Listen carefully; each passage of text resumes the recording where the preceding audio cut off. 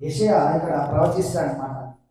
ఒక విషయం గురించి, యేసు ప్రభు వారి యొక్క రాకడ గురించి. ఆయన రెండో రాకడ ముందు ఆయన ఎప్పుడైతే భూమి మీద మనిషిగా ఏ విధంగా అయితే ఆయన ఒక పశువుల పాపలో జన్మించాడు, ఆ విధంగా ఆయన రాబోతున్నాడని ముందుగా యెషయా ప్రవచించాడు. యెషయా 9:6. ఏలయనగా మనకు శిశువు పుట్టెను, మనకు శిశువు పుట్టెను, మనకు కుమారుడు అనుగ్రహించబడెను. ఆయన భుజం మీద ఏమునగా రాజ్యభారములను. ఆశ్చర్యకరుడు. హల్లెలూయా. ఆయన ఎవరంటే ఆయన ఆశ్చర్యకరుడు అని ముందుగానే యెషయా 2000 సంవత్సరాల ముందుగానే ఆయన ఎవరంటే ఆశ్చర్యకరుడు. హల్లెలూయా. ఆయన నమ్ముకున్న వారందరి జీవితంలో ఏం చేశాడు? ఆయన ఆశ్చర్యకార్యములు చేస్తాడు. మా జీవితంలో దేవుడు ఎన్నో ఆశ్చర్యకార్యాలు చేశాడు. కాబట్టి ఆయన ఎవరంటే ఆశ్చర్యకారుడు, వండర్ఫుల్ వండర్స్, మైటీ గాడ్. చదువు. ఆలోచనకర్త, కౌన్సిలర్. ఆలోచనకర్త అంటే మనకు ఒక ఆలోచన చెప్తాడు. ఇప్పుడు ఈ పరిస్థితి ఉంది, ఇప్పుడు ఏం చేయాలి, ఇది వివాహం విషయమై, దాని విషయమై, దేని విషయమైన దేవుడు మనకు ఒక ఆలోచన చెప్తాడు. ఆలోచనకర్త అంటే దేవుడు మనకు కౌన్సిలర్, మంచి కౌన్సిలర్. ఆయననే మనకు ఆలోచన చెప్పేవాడు. మనం చాలా మంది దగ్గరికి వెళ్ళి ఈ విషయం గురించి నాకు ఒక ఆలోచన చెప్పండి, దీని విషయమై ఏందని.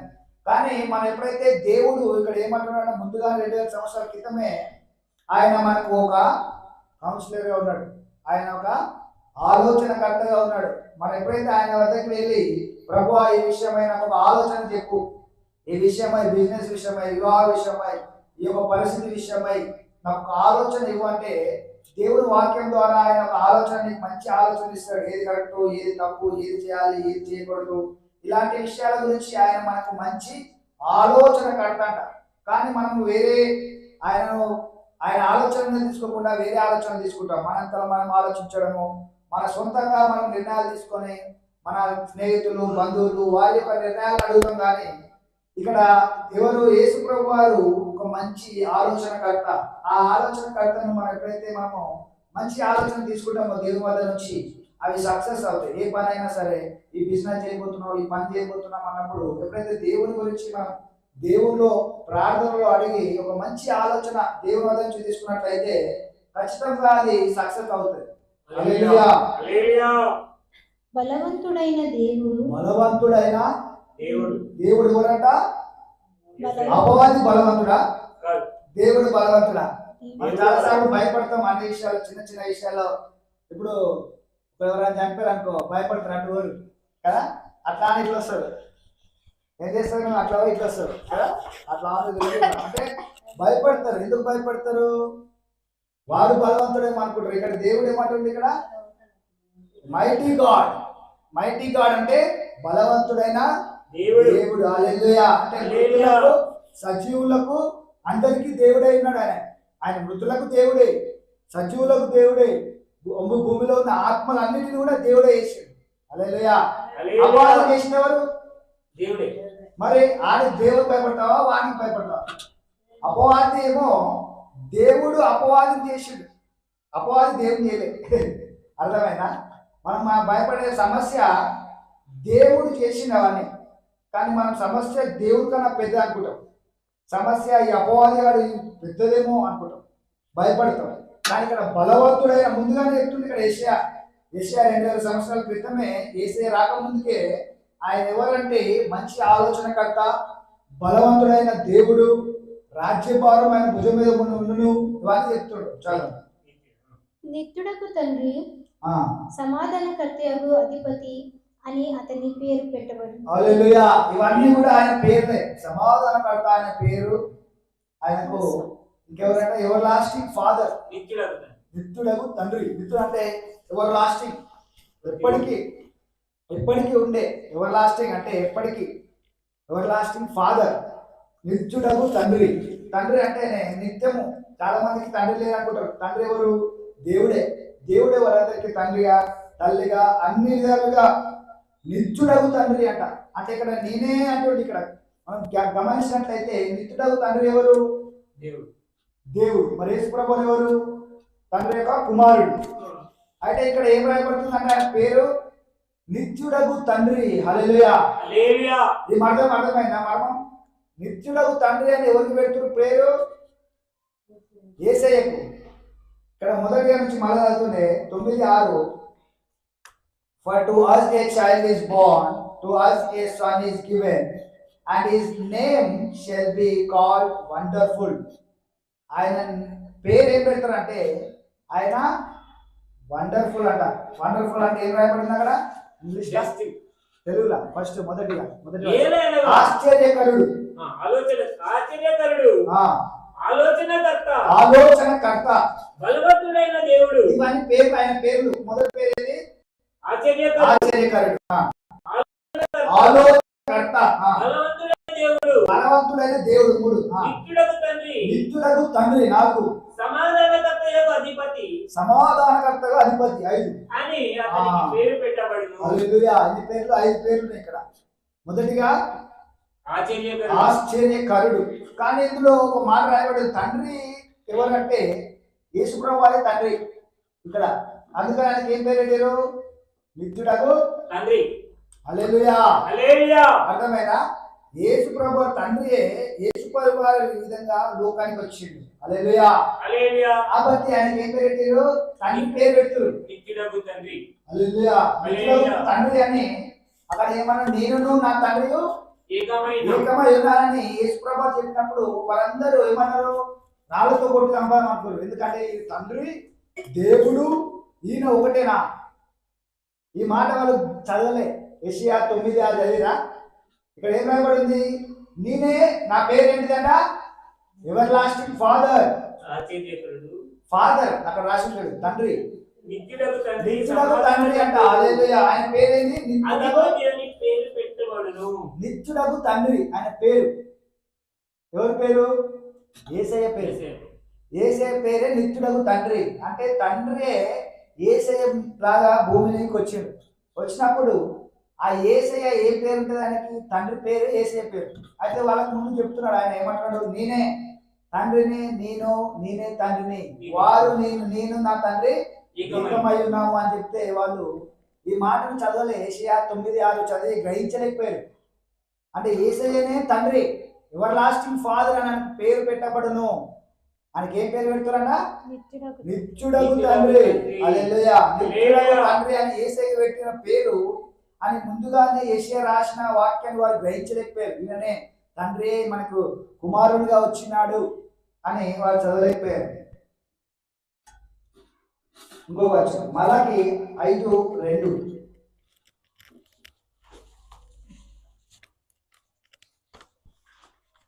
ముందుగానే ప్రవచించిన ఈ ప్రవచనాన్ని వారు గ్రహించలేకపోయారు. యెషయా ప్రవచించాడు, తర్వాత మలాకి, మీకా 5:2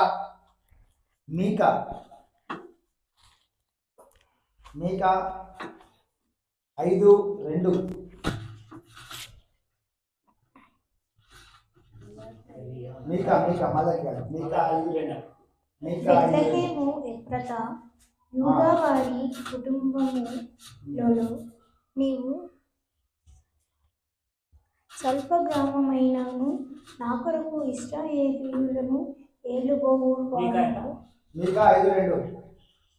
మీలో నుండి వచ్చును. బెత్లెహేము ఎఫ్రాతా యూదా వారి కుటుంబములలో నీవు స్వల్ప గ్రామమైనను నా కొరకు ఇశ్రాయేలీయులను ఏలుబోవువాడు నీలో నుండి వచ్చును. పురాతన కాలం మొదలుకొని శాశ్వత కాలం ఆయన ప్రత్యక్షమగుచుండెను. హల్లెలూయా. అంటే ఇక్కడ ఏం రాయబడింది? ముందుగానే పాత నిబంధనలలో మీకా, ఇక్కడ ఏం రాయబడుతుంది వాక్యము? బెత్లెహేములో పుడతాడు దేవుడు యేసుప్రభు వారు అని ముందుగానే ప్రవచనం రాయబడింది. మీకా అంటే పాత నిబంధనలోనే దేవుని యొక్క మాటలు, దేవుడు ఇలా వస్తాడు, బెత్లెహేములో పుడతాడు, ఆయన రాజుగా ఏర్పరచుకుపోతాడు అని ముందుగానే రాశాడు. ఎందుకంటే ఆయన రాబోయే సూచనలు అన్ని కూడా ముందుగానే రాశారు ప్రవక్తలు అందరూ. మీలో నుంచి ఒక రాజు వస్తాడు అని చెప్పినప్పుడు వాళ్ళు గ్రహించలేకపోయారు. తర్వాత కొత్త నిబంధనలో నెరవేరిన మత్తయి సువార్త 1:20 ప్రవచనాలు ఇవి 2000 సంవత్సరాల తర్వాత ఈ మాటలు నెరవేర్పును వారు మర్చిపోయారు, భయపడిపోయారు. మత్తయి సువార్త 1:21 అక్కడ రాయబడిన మాటలు అదే. For us to a child is born. Isaiah ఏం చెప్పాడు? కుమారుడు ఒక కుమారుని కలను తన ప్రజలను వారి పాపముల నుండి తమ పాపముల నుండి ఆయన రక్షించును గనుక ఆయనకు యేసు అను పేరు పెట్టబడును. హల్లెలూయా. అంటే తన ప్రజల యొక్క పాపముల నుండి ఎవరు రక్షిస్తారట? యేసయ్య వాళ్ళ పాపముల నుండి వాళ్ళందరినీ రక్షించబోతున్నాడు అని. అందుకే ముందుగానే ఆయనకి యేసు అని పేరు పెడతామని ముందుగానే అంటే ఇక్కడ రాయబడి ఉంది మాటలు. ఏషియా 9:6 మాటలే ఇక్కడ రాయబడి ఉంది. 9 ఏం రాయబడి ఉంది? ఏషియా 9:6లో కుమారుడు అనుగ్రహించబడును అని రాయబడి ఉంది. అదే మాటలు ఇక్కడ నెరవేరినాయి. మత్తయి సువార్త 1:21 నెరవేరింది. ఆమె ఒక కుమారుని కలను తన ప్రజలను వారి పాపముల నుండి, అంటే కుమారుడు కనబోతున్నాడని ముందుగానే యేషయా చెప్పిన మాటలు ఇక్కడ మత్తయి సువార్తలో నెరవేరుతున్నాయి. వారి పాపముల నుండి ఆయన రక్షించును గనుక ఆయనకు యేసు అను పేరు పెట్టుదవలెను. యేసు అను పేరు పెట్టబడను. ఎందుకంటే వారి పాపముల నిమిత్తమై యేసయ్యనే పుట్టి వారి కోసము 330 సంవత్సరాల తర్వాత చనిపోతున్న సిలువలో అని రాయబడింది. హల్లెలూయా. ఈ వాక్యం నెరవేరింది. మరి లూకా సువార్తలో కూడా రాయబడింది. లూకా 2:10-11. లూకా సువార్త 2:10-11 వరకు. అయితే ఆ దూత భయపడకుడి, ఇదిగో ప్రజలందరికీ కలుగబోవు మహా సంతోషకరమైన సువర్తమానము నేను మీకు తెలియజేస్తున్నాను అంటున్నాడు. ఇక్కడ లూకా సువార్త 2:10-11. దావీదు పట్టణమందు బెత్లెహేము నేడు రక్షకుడు మీ కొరకు పుట్టి ఉన్నాడు. ఈయనే ప్రభు అయిన క్రీస్తు. అంటే ఎందుకు రక్షకుడు అంటే లోక పాపములను మోసుకెళ్ళడానికి ఒక వ్యక్తి రావాలి భూమి మీదకి. ఆయన పరిశుద్ధుడై ఉండి కన్యక గర్భమందు జన్మించి లోక పాపముల నిమిత్తమై రక్తము చెందించి పాపముల నిమిత్తమై ఆయన ప్రాయశ్చిత్తము చేయాలని ముందుగానే ఆ ఒక ప్రణాళిక రాయబడింది. ఈ లోకంలో ఉన్న అందరి పాపాల గురించి ఆయన పాపములన్నీ తీసివేయాలి. కాబట్టి యేసు ప్రభువారే తానే దేవుడై ఉండి తానే కన్యక గర్భమందు జన్మించి పరిశుద్ధాత్మ ద్వారా జన్మించి ఆయన 3వ రోజు 33 సంవత్సరాల తర్వాత ఆయన శిలువలో చనిపోయి రక్తము కార్చి వారందరినీ రక్షించడానికి, భూమి అందరినీ రక్షించడానికి అందుకే నీకు రాయబడింది రక్షకుడు మీ కొరకు పుట్టి ఉన్నాడు. హల్లెలూయా. రక్షకుడు ఎందుకంటే మనల్ని పాపముల నుండి, బంధకాల నుండి, అనారోగ్యం నుంచి, ప్రతి ఒక్క బలహీనత నుంచి, ప్రతి విధమైన కట్ల నుండి ఆయన విప్పి మనల్ని పరిశుద్ధులుగా చేసి మనందరినీ కూడా పరలోక రాజ్యంలో ఆయనతో పాటు పరిశుద్ధులుగా మనం కూడా ఉండడానికి, మనిషి తప్పు చేసి పాపం చేసి పాపంలో ఉండి దేవునికి దూరంగా ఉన్నప్పుడు ఆయనకు దగ్గరగా ఉండాలని తండ్రి కుమారుడు ఎవరైతే చేశారో, భూమిని ఆకాశాన్ని చేసిన దేవుడు ప్రజలందరూ తన సొంతంగా ఆలోచిస్తూ సొంతంగా ఆయనకు దూరంగా ఉంటున్నారు. అయితే యేసు ప్రభువు ఈ విధంగా ఈ లోకం ఉంటుందని చెప్పి ఆయన భూమి మీదకి వచ్చి మన కొరకు తన రక్తం కార్చి మనల్ని తనకు దగ్గరగా తండ్రికి సమీపంగా మనల్ని చేస్తున్నాడు. హల్లెలూయా. యోహాను సువార్త 1:14 అందులో కూడా రాయబడింది యేసు ప్రభువారే దేవుడే శరీరధారిగా మన మధ్యలో సంచరించున్నాడని ఇక్కడ రాయబడింది. ఆ వాక్యమే ఇక్కడ ఏం రాయబడింది? మొదటిగా ఆది యందు ఏముంది? వాక్యం ఉంది. వాక్యం అంటే మాట, దేవుని మాట. దేవుని మాటలే దేవుడు, మన మాటనే మనం అన్నమాట. ఇప్పుడు మనం ఒక మాట మాట్లాడినప్పుడు ఇది ఎవరి మాట? ఇది పలానా వ్యక్తి మాట, ఇది ప్రదీప్ మాట, ఇది ఒకరి వ్యక్తి అంటే ఆ మాట ఎవరు? దేవుడు అని ఇక్కడ ఏమంటున్నారంట? ఆది ఆది యందు యందు వాక్యము ఉండెను. వాక్యమే ఉండెను. ఆ వాక్యం ఏమైందంట?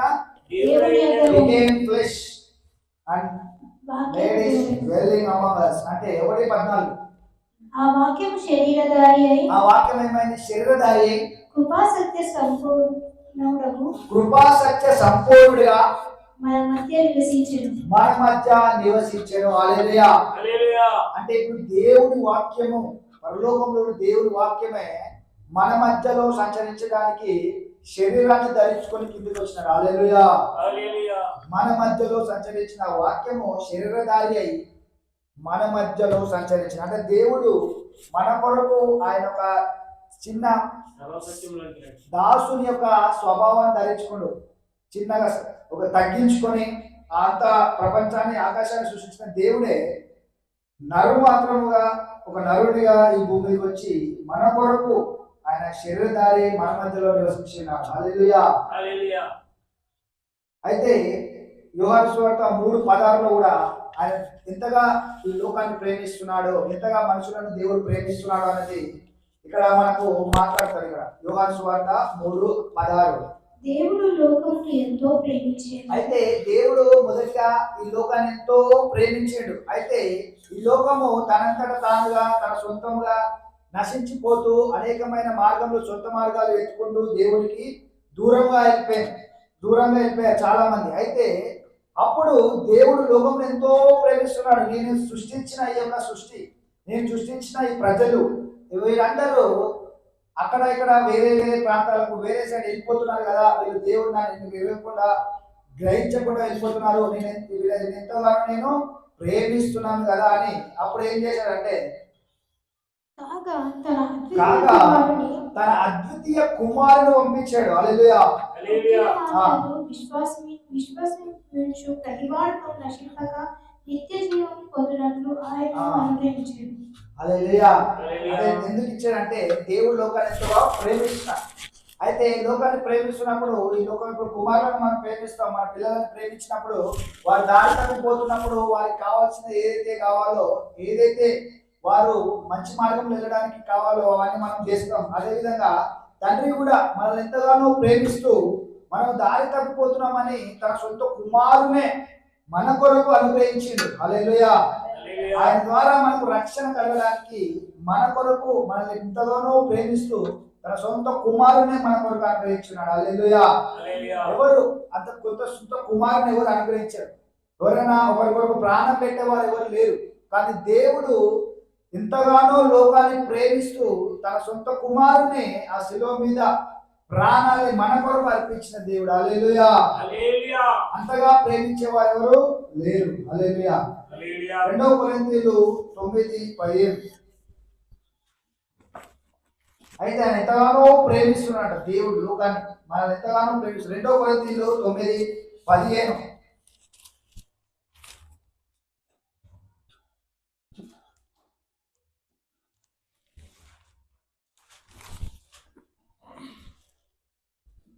చెప్పశక్యము కాని ఆయన వరమును గురించి దేవునికి స్తోత్రం. హల్లెలూయా. హల్లెలూయా.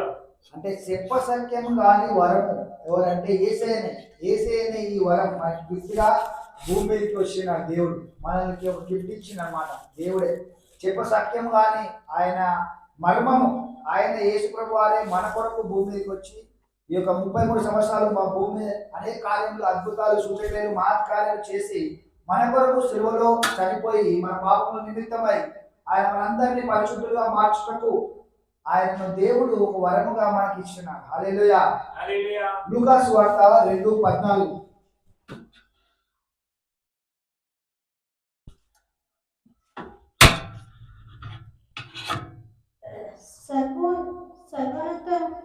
సర్వోన్నతమైన స్థలములలో దేవునికి మహిమను ఆయనకిష్టమైన మనుషులకు భూమి మీద సమాధానము కలుగునుగాక అని దేవునికి స్తోత్రం చేయుచుండే.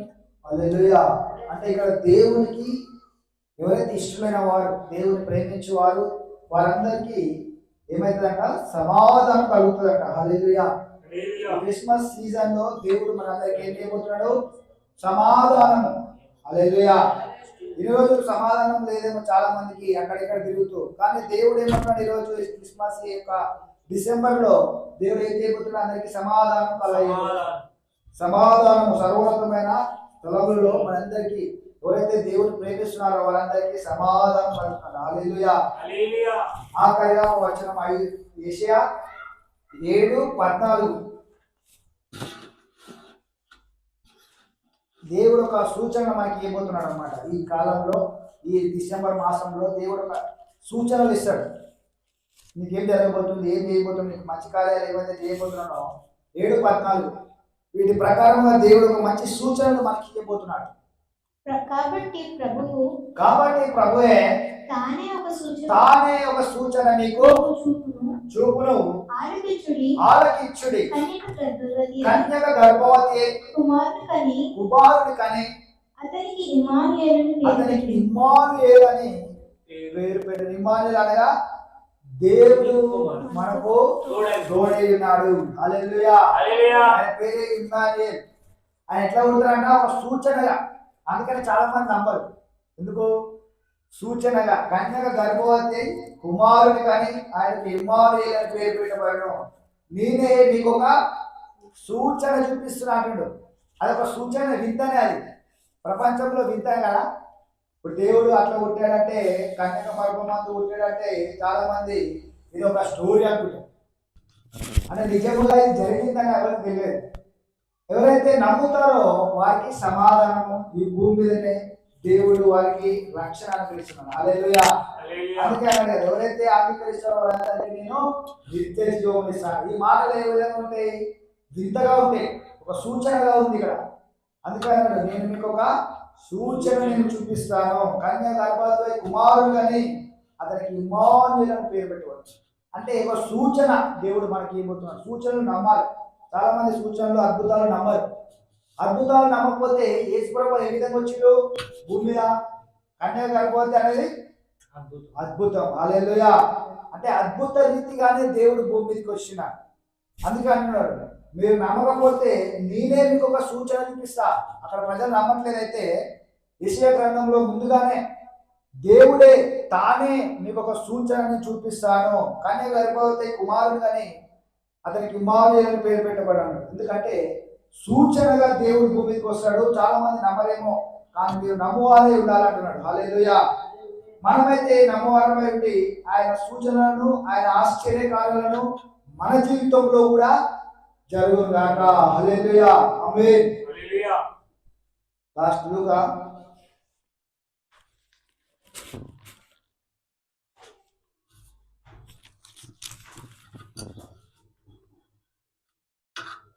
లూకా 2:7. ఇక్కడ ఏం జరుగుతుందంటే, దేవునికి ఒక స్థలం కూడా లేదు, కానీ దేవుడు ఎవరు? భూమిని ఆకాశాన్ని సృష్టించినాడు. 2:7 లూకా 2:7 ఆయన పుట్టిన విధానం.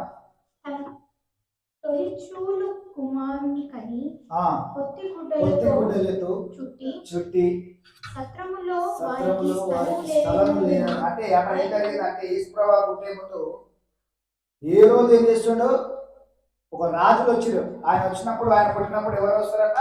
ఒక నక్షత్రం కనిపిస్తుంది. ఆ నక్షత్రంలో చూసి రాజులు వస్తారు. 3 రాజులు వచ్చి ఏ రోజు దగ్గరకు వచ్చి, ఇక్కడ ఒక రాజు పుడుతున్నాడంట కదా అన్నప్పుడు ఏ రోజు ఏం చేస్తాడు? సమయం అయితే ఎవరైతే పుట్టబోతున్నారో వాళ్ళందరినీ చంపేయాలని ఆజ్ఞిస్తాడు. ఆజ్ఞించినప్పుడు వీరు ఏం చేస్తారు? దూత వచ్చి యోసేపు మరియకు చెప్పి మీరు ఇక్కడ నుంచి వేరే ప్రాంతానికి వెళ్ళండి అన్నప్పుడు అక్కడ వారికి ప్లేస్ లేదండి. చదువు. స్థలము లేనందున ఆయనను పశువుల తొట్టిలో, అంటే పశువుల పాకలో మాత్రం ఒక చిన్న ప్లేస్ దొరికింది. స్థలం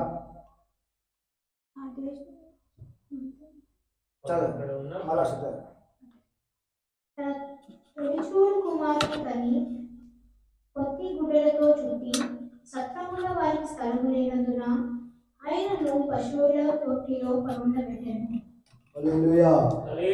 యేసు ప్రభువు ఎవరు? భూమిని ఆకాశాన్ని సృష్టించిన దేవుడు. మన కొరకు ఆయన ఎక్కడ ఉంటేనట? పశువులు వేసిన తొట్టిలు, చిన్నవి పశువులు వేసేటి. చిన్నపిల్లలు వేస్తారు కదా ఒక దాంట్లో తొట్టిలో, మన పశువులు కూడా వేస్తారు అట్లా. పశువుల తొట్టిలో ఉంటాయా? అవి తినే తొట్టి. చిన్న పశువుల తొట్టి, చిన్న తొట్టిలో ఆవిడ వేస్తే కూడా ఒక గుడ్డతో చుట్టి ఆ పశువుల తొట్టిలో వేసారట. అంటే ఏసయ్య ఎందుకు అంత దీనంగా భూమి మీదకి వచ్చిందంటే మనము ధనవంతులు అవడానికి, మనం ఆశీర్వదించబడడానికి, మన కొరకు ఆయన దరిద్రుడుగా ఆ ఒక పశువుల పాకలో జన్మించింది. హల్లెలూయా.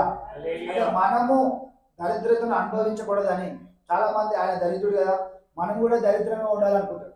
కానీ ఇక్కడ 8-9 వచ్చిన ఒకసారి చూసుకుందాం. ఫస్ట్ కొరింథీ 8:9 వచ్చి ఒక్క మాట మాట్లాడుకుంటూ ప్రారంభిస్తుంది. ఒక మాట చూసుకుని 8-9 మొదటి కొరింథీయులు 8.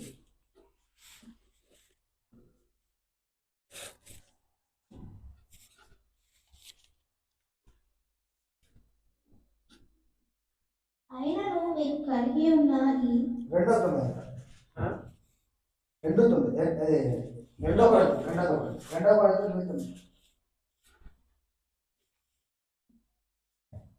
మీరు మన ప్రభు అయిన యేసుక్రీస్తు మన ప్రభు అయిన యేసుక్రీస్తు కృపను కృపను ఎరుగుదురు కదా. అంటే చాలా మంది తెలుసుకోలేకపోయారు. ఆయన పశువుల పాకలో పుట్టినంటే దరిద్రంగా పుట్టింది కదా, మనం కూడా దరిద్రంలోనే ఉండాలేమో అనుకున్నారు. అయితే వాళ్ళు ఏం తెలుసుకోలేదంట? కృపను తెలుసుకోలేదంట. ఇంకా హల్లెలూయా. అంటే కృప తెలుసుకున్న వారికి యేసయ్య మన కొరకు ఆ పశువుల పాకలో స్థలము లేని చోట ఆ ఒక దరిద్రమైన ప్రదేశంలో పుట్టాడు అని ఎవరికి తెలియదు అంటే కృప తెలియని వారికి. హల్లెలూయా. వాళ్ళు ఏం చూస్తున్నారు? పశువుల పాకలో ఉన్న యేసయ్య కాబట్టి మనం కూడా అదే దీనంగా పశువుల పాకలోనే అలాంటి చిన్న చిన్న ఇంట్లో చిన్న ప్రదేశంలో దాంట్లోనే దరిద్రంలోనే ఉండాలనుకోరు. కానీ వారు ఏం ఎరగలేదు? కృపను. ఇక్కడ అందుకే రాయబడింది, మీరు మన ప్రభు అయిన యేసుక్రీస్తు కృపను ఎరుగుదురా. హల్లెలూయా. ఆయన దరిద్రుడు అయినాడు. మరి చదువుతుంది చెప్పండి. ఆయన ధనవంతుడై ఉండి ఆయన ఎవరు? భూమిని ఆకాశాన్ని, వెండి నాదే, బంగారము నాదే, భూమి నాదే. ఈ భూమి మీద ఉన్న సమస్తమైన ఆ వేవేల కొండలు ఉంటాయి కదా, కొండల మీద ఉన్న పశువులన్నీ నాయ అని రాసిపడిన వాక్యం. అయితే ఇప్పుడు ఆయన ధనవంతుడై ఉండి మీరు తన దారిద్ర్యము వలన, దారిద్ర్యమా? ఎవరి దారిద్ర్యము? మీరు తన మన దాని ముందు ఏముంది? ఆయన ధనవంతుడై ఉండి, అది ఫస్ట్ ఆయన ధనవంతుడై ఉండి ఎవరు? ఇక్కడ మంచిగా అంటే అర్థమవుతుంది. ఆయన ధనవంతుడై ఉండి ఎవరు? యేసయ్య ధనవంతుడై ఉండి మీరు తన అన్న ఎవరు? తన అంటే యేసయ్య.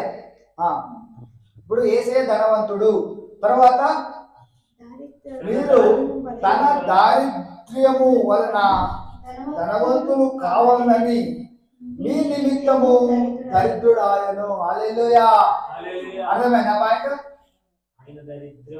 ఆయన దరిద్రము ద్వారా మనల్ని ధనవంతులు చేయడానికి ఆయన దరిద్రుడుగా పుట్టిండు. హల్లెలూయా. ఆయన ఫస్ట్ మొదటిగా ఆయన ఎవరంటే ధనవంతుడు అని రాయబడింది.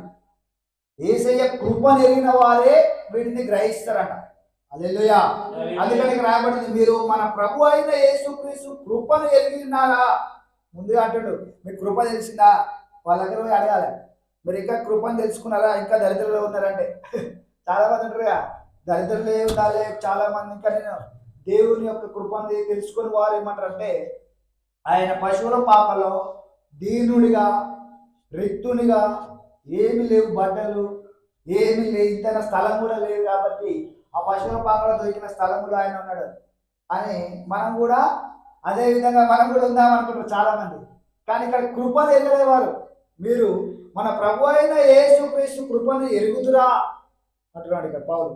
ఆయన ధనవంతుడై ఉండి, మొదటిగా ఆయన ఎవరు? ధనవంతుడై ఉండి మీరు తన దారిద్రము అంటే భూమి మీద ఆయన ఎప్పుడైతే ఇక్కడ ఆ పశువుల పాకలో పుట్టింది, ఆ దారిద్రము వలన ధనవంతులు కావాలని మీ నిమిత్తము దరిద్రుడాయను. హల్లెలూయా. హల్లెలూయా. అంటే మన నిమిత్తము ఆయన ఆ పశువుల పాకలో దరిద్రుడిగా జన్మించి మనల్ని ధనవంతులు చేయాలని, ఆయన దరిద్రం వలన మనం ధనవంతులు అవ్వాలని ఆయన మొదటిగా ధనవంతుడే, ఇక్కడ వేరే రాయబడి ఉంది, ఆయన మొదటిగా ధనవంతుడై ఉండి మన కొరకు ఆయన దరిద్రమును మనల్ని ధనవంతులుగా చేయడానికి దరిద్రుడిగా పుట్టి మనల్ని ఏం చేస్తాడు, ధనవంతులుగా మార్చాడు. హల్లెలూయా. చాలా మంది ధనవంతులై ఉండి వారు ఏం చేస్తారంటే దీనుడుగా ఉండి మరలా వారి యొక్క ధనం మనకు రావాలని, ఈ విధంగా దేవుడు ఒక ప్రణాళిక ఇది. మనం ధనవంతులు అవ్వాలంటే ఆయన దరిద్రుడిగా భూమి మీద పుట్టి ఆయన దరిద్రం వలన మనము ధనవంతులు అవ్వాలి. హల్లెలూయా. హల్లెలూయా. అర్థమైందా మాటలు? అంటే ఎందుకు యేసుప్రభు ముందుగానే ధనవంతుడే, కానీ మన కొరకు దరిద్రం పుట్టడానికి మనం గ్రహించుకున్నట్లయితే, ఆయన కృపను మనం ఎరిగినట్లయితే మనం కూడా ఏమవుతామంటే ఈ క్రిస్మస్ నుంచి ధనవంతులు అవుతాం. హల్లెలూయా. హల్లెలూయా. ఆయన చిత్తమే మనం ధనవంతులు అవడం, అందుకనే మన కొరకు ఆయన దరిద్రుడిగా మార్చబడ్డాడు. హల్లెలూయా. ఈ హల్లెలూయా. మర్మం కొరకు మనం ప్రార్థన చేసుకుందాం, సాక్రమెంట్ కూడా తీసుకుందాం. చిన్న ప్రార్థన చేస్తాం, తర్వాత సాక్రమెంట్. థ్యాంక్ యూ లార్డ్ యేసయ్య, నీకే వందనాలు. మా కొరకు సిలువలో మీరు దరిద్రులుగా ఆ ఒక పెంట కుప్పలో మీరు జన్మించారు ప్రభా, ఒక పశువుల పాకలో మీరు జన్మించారు, సిలువలో మా కొరకు చనిపోయారు. అవునయ్యా, మీరు కాచిన రక్తము, మీరు పొందిన దెబ్బలు, మీరు ఆ పశువుల పాకలో దరిద్రముగా పుట్టినారు కాబట్టి ఆ ప్రదేశంలో మేము ధనవంతులు అవడానికి మీరు మా కొరకు ఆ పశువుల పాకలో జన్మించినందుకు వందనాలు చెల్లిస్తున్నాం ప్రభా. Thank you lord Yesayya. Sacrament తీసుకున్నాం. స్తోత్రం. Thank you lord. Thank you Jesus. Thank you lord. అవును ప్రభా, మీరు మా కొరకు ఈ సిలువలో కాచిన రక్తము, మీరు పొందిన దెబ్బలు, మీరు మా కొరకు ఈ విధంగా ఈ యొక్క భూమి మీద దరిద్రుడిగా జన్మించినందుకు మేము ధనవంతులు అవ్వడానికి, అవునయ్యా, మీరు మా కొరకు సిలువలో, అదేవిధంగా మీరు మా కొరకు ఒక పశువుల పాకలో జన్మించిన ప్రభా. Thank you lord. అందరికీ చేసి పట్టుకోండి. Thank you lord. Thank you lord Yesayya. ఎత్తి పట్టుకున్నాం. ఆయన శరీరముగా ఆయన రక్తమును జ్ఞాపకం చేసుకొని ఉండగా 2 కొరింథీయులు 8:9 ప్రకారంగా ఆయన మన కొరకు ఆయన ధనవంతుడై ఉండి మన కొరకు సిలువలో మన కొరకు ఆ పశువుల పాకలో దరిద్రుడిగా జన్మించి ఆయన దారిద్ర్యం వలన మీరు ధనవంతులు అవడానికి ఆయన మన కొరకు దరిద్రుడిగా జన్మించినాడు. కాబట్టి ఆయన శరీరం రకం తెలియచుండగా మనము ఆయన దరిద్రాన్ని చూసి మనము ధనవంతులై, ఆయన ఎట్టివాడైన మొదటిగా ధనవంతుడే, కానీ మన కొరకు దారిద్రతను అనుభవించి మనము ధనవంతులు అవడానికి ఆ పశువుల పాకలో జన్మించినందుకు ఆయన శరీరానికి తెలియచుండగా మనము కూడా పరిశుద్ధులుగా, ఆయన మన పాపములను ఆయన తీసుకున్నాడు, మన దరిద్రాన్ని ఆయన తీసుకున్నాడు. ఇప్పుడు ఆయన శరీరాన్ని రక్తాన్ని తెలియచుండగా మనము ఆయన పరిశుద్ధతను, ఆయన యొక్క ధనమును, ఆయన యొక్క సమృద్ధిని మనము సిలువ ఏం చేస్తుందంటే ఆయన మన పాపములను తీసుకొని ఆయన పరిశుద్ధతను మనకిస్తున్నాడు. ఆయన మన దరిద్రాన్ని, మన శాపములను తీసుకొని అబ్రహాము ఆశీర్వాదాన్ని ఆయన యొక్క రక్తంలో తిరిగి పాల్పంచుకుంటుండగా ట్రాన్స్ఫర్మేషన్, ఒక మార్పును ఈరోజు మనము ధనవంతులుగా మార్చడానికి ఆయన మనకు దరిద్రులయ్యారు అనే ఒక సూచనను మనం చూస్తూ ఆయన శరీరాన్ని రక్తాన్ని పాలిభాగస్తులు అవుతాం.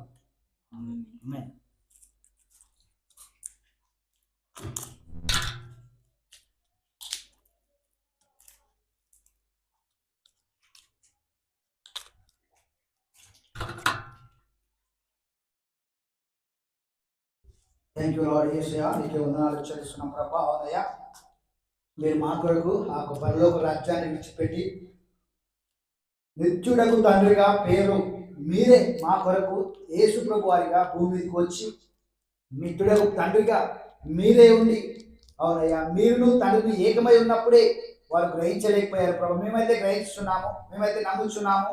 నీ ఒక సూచనను మాకు చూపించావు ప్రభా. కన్య గర్భవతి కుమారికని ఒక సూచన మాకు చూపించడానికి వందనాలు ప్రభా. అవునా, ఈ వాక్యాన్ని ఇచ్చిన ప్రతి ఒక్కరిని ఆశీర్వదించండి. ఎవరైతే తెలియని వారు ఉన్నారు ప్రభా, వారు కూడా తెలుసుకునే విధంగా కృప దయచేయండి. నీ యొక్క రాకడ ఎంతో గొప్పది. నీవు మా కొరకు దరిద్రులు అయ్యావు కాబట్టి మేము ధనవంతులు అవడానికి అవునయ్యా నీ కృపను మేము ఎరిగి ఉన్నాము. కాబట్టి ఇక్కడ ఎవరైతే వింటున్నారో వారందరినీ కూడా నీ దరిద్రం ద్వారా మమ్మల్ని ధనవంతులుగా చేసి నీ శిలువలో మా కొరకు దరిద్రులై మమ్ముల నీతిమంతులుగా పరిశుద్ధులుగా మార్చి నీ రాకడలో నీ యొక్క సన్నిధిలో ఉండటకు పరలోక రాజ్యమును మేము స్వతంత్రించుకుంటకు మా కొరకు మీరు ఈ భూమి మీదకి వచ్చినందుకు వందనాలు. మా కొరకు మీరు చేసిన త్యాగము ఆ యొక్క మరణము మా కొరకు మీరు చనిపోయి మాకు జీవములు ఇచ్చినందుకు వందనాలు. మీ యొక్క నేను ఆరాధించుకుంటూ మాకు ఇచ్చిన భాగ్యాన్ని బట్టి వందనాలు. ఇంకెవరైతే వింటున్నారో ఇంకెవరైతే అనారోగ్యంతో ఉన్నారో వారిని కూడా స్వస్థపరచండి. ఇంకా ఏదైతే బంధకాల్లో ఈ యొక్క క్రిస్మస్ సీజన్ లో ఈ యొక్క ఆదివారం డిసెంబర్ లో 25 మీ యొక్క గొప్ప కార్యములు ఇక్కడ జరిగించండి. ప్రతి ఒక్కరి జీవితంలో గొప్ప కార్యములు చేయండి. నూతనమైన ఆశీర్వాదాలు ధనవంతులుగా నువ్వు మార్చడానికి మా కొరకు నువ్వు దరిద్రులుగా మార్చబడవు. కాబట్టి ఎవరు కూడా దరిద్రులుగా ఉండడానికి వీల్లేదు. ఎందుకంటే నీవు దరిద్రతను అనుభవించావు కాబట్టి. అవునయ్యా ఇక మీద ఎవరినూ చాలీ ఇట్లా ఉండడానికి వీల్లేదు. ఇక మీద ఎవరినూ అప్పుతో ఉండడానికి వీల్లేదు. అప్పులను కొట్టివేయండి, బలహీనతను తీసివేయండి. ఏ అనారోగ్యం కానీ ఏ తెగులు కానీ ఉండడానికి వీల్లేదు. మీరు మా కొరకు శాపగ్రస్తులు అయ్యారు కాబట్టి మేము ఆశీర్వదించబడాలి. అనేకులకు వెలుగుగా అనేకులకు సాక్షులుగా మమ్మల్ని మార్చమని అతడైన యేసుక్రీస్తు నామములో ప్రార్థించి అడిగి పెట్టుకున్నాం తండ్రి. ఆమేన్. ఆశీర్వాదం కుమ్మరించుము దేవా, ఆశతో నమ్మియున్నాము.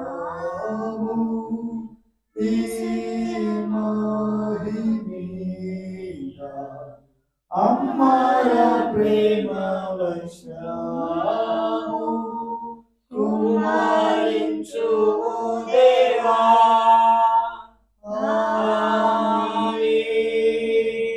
మన తండ్రి అయిన దేవుని యొక్క ప్రేమ, కుమారుని యొక్క కృప, పరిశుద్ధాత్మని యొక్క అన్యోన్య సహవాసం కూడి వచ్చిన పరిశుద్ధులందరికీ, ఇంకెవరైతే రాలేకపోయి ఉన్నారో, ఎవరైతే ఇక ప్రయాణంలో ఉన్నారో వారందరికీ కూడా సదాకాలము తోడయుండి నడిపించును గాక. ఆమేన్. ఆమేన్. ఆమేన్. ఆమేన్. ఆమేన్. ప్రార్థనా స్తోత్రం ముందుకు రా.